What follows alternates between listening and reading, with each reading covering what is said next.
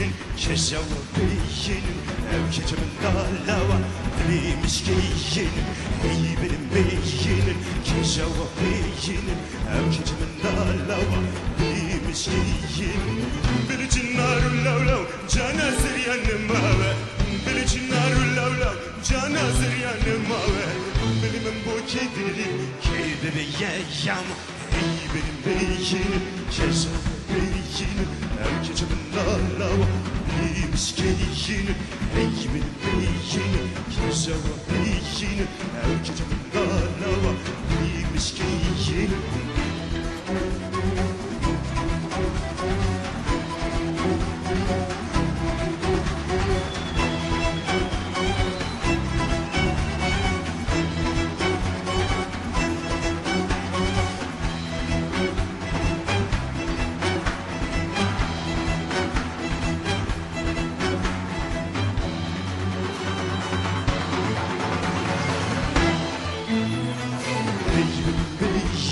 Keşava beyinin Ev keçimin dalawa Biliymiş giyinin Ey benim beyinin Keşava beyinin Ev keçimin dalawa Biliymiş giyinin Bilidin bana canım hum khwali Bilid bin bana canım hum khwali Bilid hum khwali Şilgele dayan Ey benim beyinin Keşava beyinin Ev keçimin dalawa Biliymiş giyinin Ey benim beyinin Keşava beyinin Ev keçimin dalawa Biliymiş giyinin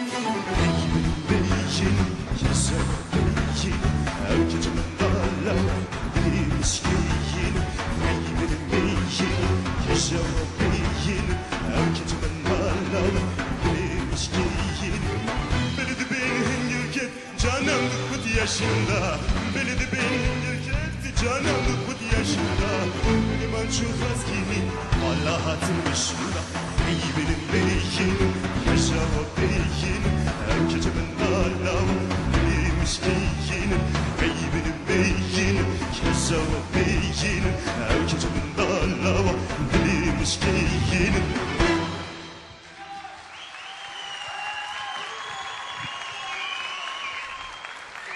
Vermeyelim kutbazı.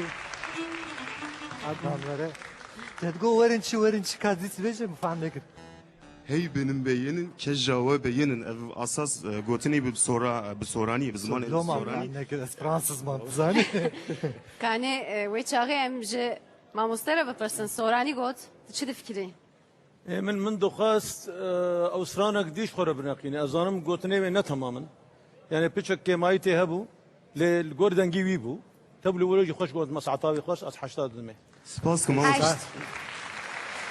Yek bu peşi teşboçluğu çi beşi davyej bu dengi uyi stranavi.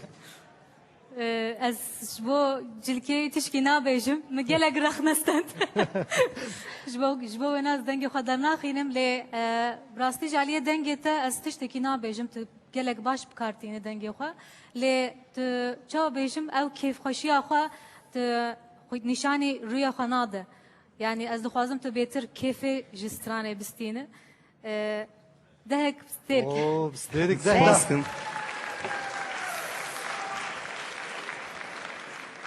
Onur Bey siz ne düşünüyorsunuz? Ben yine burada teknolojiyle boğuşuyorum ama gerçekten sevgili Adnan Kartal'ın sesini çok beğendim. Çok güzel okudu. 8. 8 puan veriyorum. Heşt. Teşekkür ederim hocam. Kadri pek çi beje u çi de. Ez dixwazim ji Adnan tişkî pirs bikim. Tu ji vî heta vê bernameyê te dest pê nekiribû te berê da sahne te tişkî amade dikir tişkî derdiketî sahnê. Zêde na